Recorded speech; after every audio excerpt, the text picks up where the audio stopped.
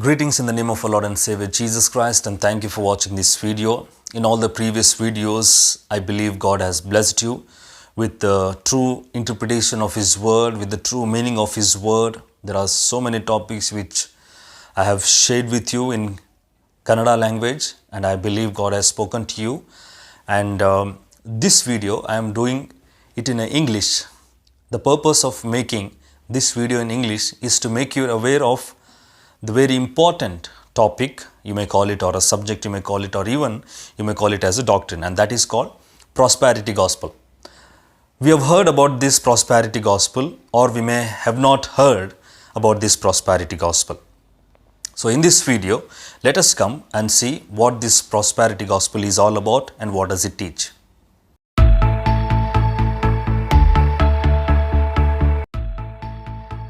Prosperity gospel. Prosperity. The word prosperity, the dictionary meaning of this word is the state of being prosperous. Prosperous, wealthiest, rich, etc. That's what we see. Or being a successful person economically. So this gospel teaches you to be a successful person economically. Economically in the sense, financially. You need to have a good finance. You need to have a good wealthiest life, or a rich life, or a luxurious life. That's what the gospel is all about. So the prosperity gospel, it teaches for you to be fully wealthy and fully healthy. This is the first point. We'll see some points to make us the better understanding about this prosperity gospel. The first point is, the prosperity gospel teaches that God wants you to be fully healthy and fully wealthy. So the gospel what we have in our Bible, by taking few verses out of the context or making it any of the context for their beneficial, these so-called preachers, what they have given the meaning to this is that God wants you to be a fully healthy person and fully wealthy person. That's what this prosperity gospel teaches. It means you should not be a person who is in sick, or you should not have any illness in your body, and you should not be a poor person. If you are, means if you are a sick person or if you are a poor person, then it means you lack faith. You don't have enough faith in God that God would heal you. You don't have enough faith in God that God make you rich.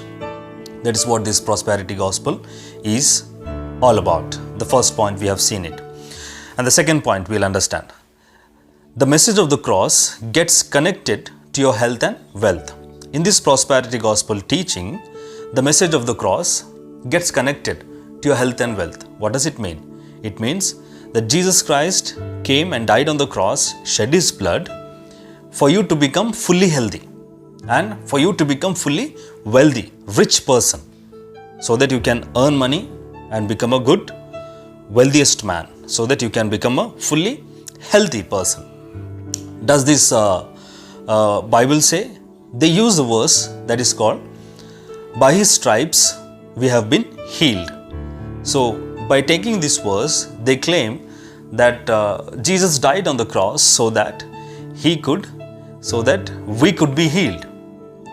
By that faith, we could be healed, or we could be fully healthy persons, people. That's what this prosperity gospel, the message of the cross, gets connected to the health and wealth. So Jesus died on the cross for you to be fully wealthy, and Jesus died on the cross for you to be fully healthy. That's what this prosperity gospel is. And the third point we'll see. The prosperity gospel is human-centric, not God-centric. What does it mean? The gospel is the glorification of God. It's not the glorification of man. That's what we see. The gospel what we have, the gospel is to glorify the Lord.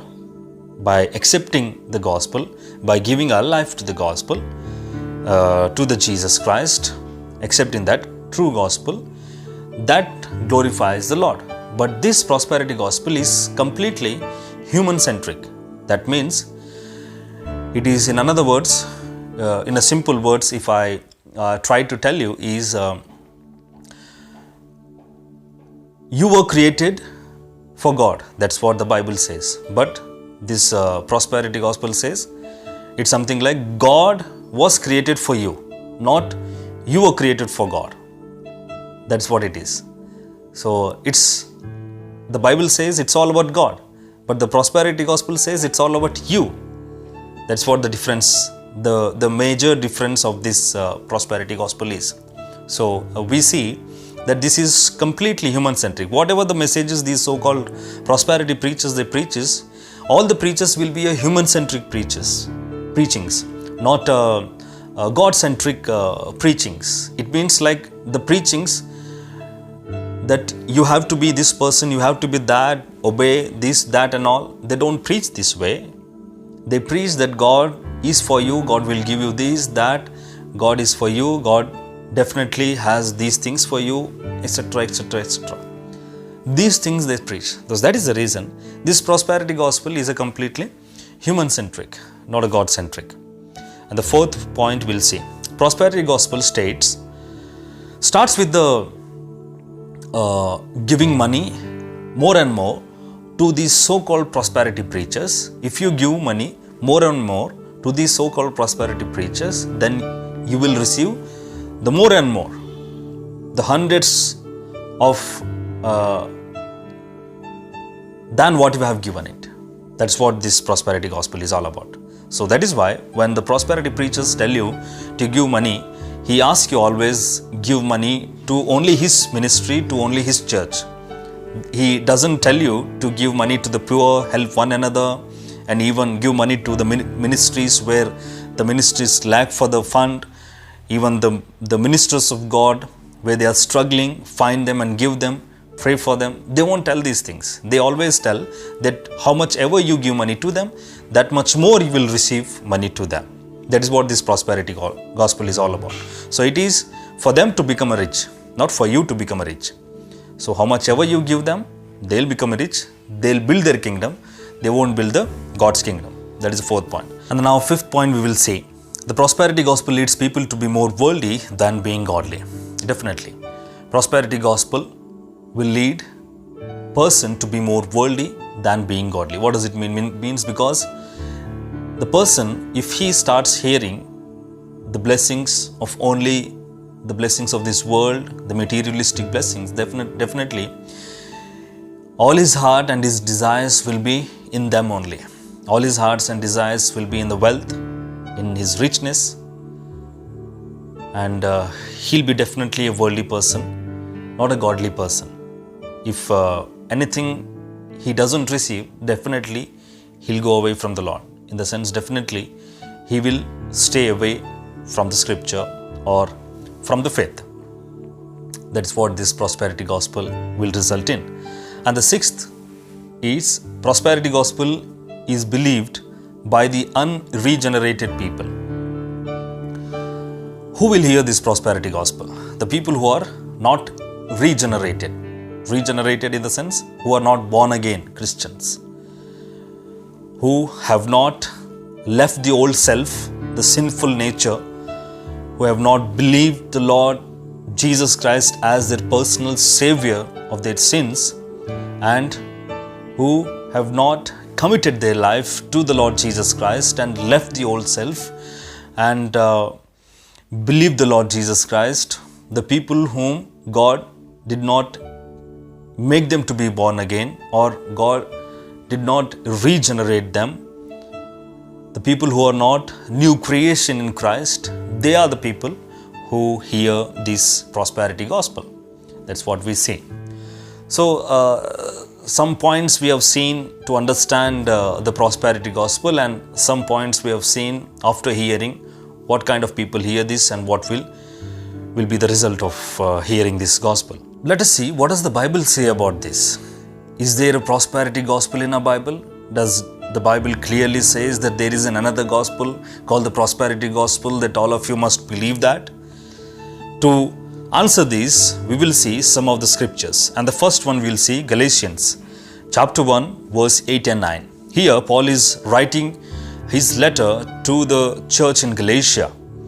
And he is saying in these verses that that the gospel which we have preached you, the gospel which you have accepted it, other than that gospel, even if we or an angel come to you and preach you and another gospel, let that man or a person be accursed.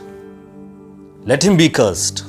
So the Bible strictly forbids the another gospel concept, the another gospel doctrine. If anybody teaches you the another gospel, then he's in the cursed. And that cursed person, whatever he is saying to you, if you believe that, then you will be in a curse, in the wrath of God. So do not believe in another gospel. The gospel what God has given to us, the gospel what we have in our Bible, that is the only gospel. The first reference we have seen it. And then the second scripture we will see the same reference in Galatians chapter 1 verse 10 now. In verse 10, Paul says that if we pleases you, means Paul is saying to the Galatians that if he pleases to the men, then he is not a servant of God. Clearly he says in that verse, if I please you, then I am not God's servant. So these prosperity preachers, they always want to please people.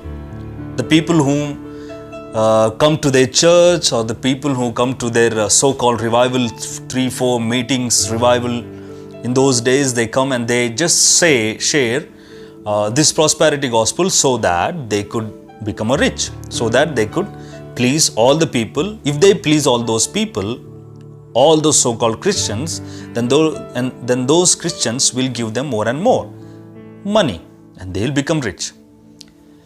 So if a servant of God pleases to the men, if he always shares the word of God just to please his congregation, just to please his hearers, then he is not a servant of God. Jesus Christ saying about this in Matthew Gospel chapter 19 verse 24, Jesus says that how hard it is for a rich man to enter into the kingdom of God. It is very easy for a camel to go through the eye of the needle than for a rich person to enter into the kingdom of God. He clearly mentions that. He clearly states that the rich person is really very hard to enter into the kingdom of God. Even we see in the Gospel of Luke chapter 12 verse 15 where Jesus says, watch out, be on your guard against all kinds of greed. Life does not consist in an abundance of possessions.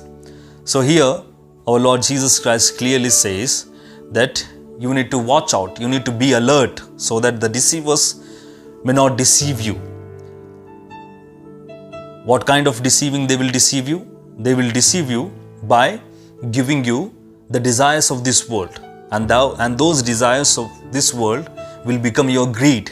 So our Lord Jesus Christ, clearly commands us that we must be on our guard against all kinds of greed. And he says that life does not consist in an abundance of possessions. How much ever you become a rich, how much ever you become a wealthiest person, how much ever you live a luxurious life, your life is not consistent in that. In the sense, that is not any gain in the kingdom of God. If you even become a richest person of this world, that is not gain in the kingdom of God. So, if you read that Luke chapter 12, that parable where Jesus says, it is a very clear understanding for one person who wants to become a rich person. And then we have in 1 Timothy chapter 6 verse 9, it says, those who want to get rich fall into the temptation and a trap and into many foolish, harmful desires that plunge into ruin and destruction. The Bible is very clear about this prosperity gospel, about this becoming rich, about becoming a very wealthy person. If you want to get rich, then you will fall into the temptation. The person who wants to become rich, he will definitely fall into the temptations and the trap. And when he falls into the temptation and the trap, he will do many foolish things, and he will have many harmful desires. Foolish things and harmful desires will increase in his life if he want to get rich, and all those will ruin his life. All those will lead his life to the destruction. That is what our Bible says. Destruction, ruin. That person will definitely go to hell. He will ruin his life. He will make his own life ruin. That's what the Bible says. He will destruct his own life. The Bible says that destruction, ruin, this all that person doesn't see in this world. That person after his death, he will see in hell. That's what the Bible says. And then we have another scripture, the first John chapter 2 verse 15. It says, anyone who loves this world, then the love of the Father is not in him. Anyone who loves this world, then the love of the Father is not in him. Loving this world, loving this world's desires, loving this world's nature, loving this world's richness. As we love to this world, we'll definitely have the desires of this world, the desires of becoming rich, wealthiest person, living a luxurious life, doing all kinds of things, falling into the temptation, harmful desires, foolish things that will definitely bring destruction on you. So if you love this world, the Father's love is not in you or on you. That's what the Bible says. So the Bible is very clear about this prosperity gospel, that there is no prosperity gospel in our Bible. There is no prosperity gospel in our Bible. The only gospel what we have, that God became man for us, born of a virgin, died on the cross, shed his blood for our sins. If we believe with our mouth, confess that he is our Lord and Savior, and believe with all our heart that God raised him on the third day, then we will be saved, and that God will count us as a righteous person. That will give the justification. That will give the salvation to our soul. That is the gospel. And taking that, giving meaning, all these meanings into that gospel, making it another gospel, only for the beneficial for these so-called preachers, false preachers. They only teach this gospel. Every time when they prepare the message, they always prepare a message. That message will be a human-centric message. That won't be a God-centric message. The message will completely tell you that God will benefit you more. The message will not tell you that how you have to be according to His word to glorify God. These are the major difference we have in our Christianity, in our preachings nowadays. So these deceivers, so these prosperity preachers nowadays are deceiving so many people. So even we have seen the point that the people who love their preaching, they are the unregenerated heart. They don't believe in the Lord Jesus Christ. They have not got the salvation. They are not saved. They are not saved. They are not born again Christians. They are not a new creation in Christ. And those people will hear them. And definitely, that is what the gospel we have in our Bible. The another gospel is a false doctrine. The prosperity gospel is a false doctrine, or a subject you may call it as, or a gospel you may call it as. We don't have a prosperity gospel in our Bible. We only have the gospel where God sacrificed Himself for us, gave His life so that we could be saved from the eternal destruction to the eternal life for His glory and for His honor. And I believe God has spoken to you. God has given you so much of teaching or information about this prosperity gospel for you to be aware of this, so that you should not fall into that, so that you should not be deceived by those people. So I believe God has definitely used this time for you to have this knowledge, and God would guard you and protect you from all kinds of evil. That's what I pray. At lastly, I want to thank my Lord and my Savior, my Lord Jesus Christ, for giving me this beautiful opportunity. And also I want to thank all of you, those who are watching now, those who have watched. Please share this video so that other people, other God's children would hear this, and they need to be aware of this. Thank you.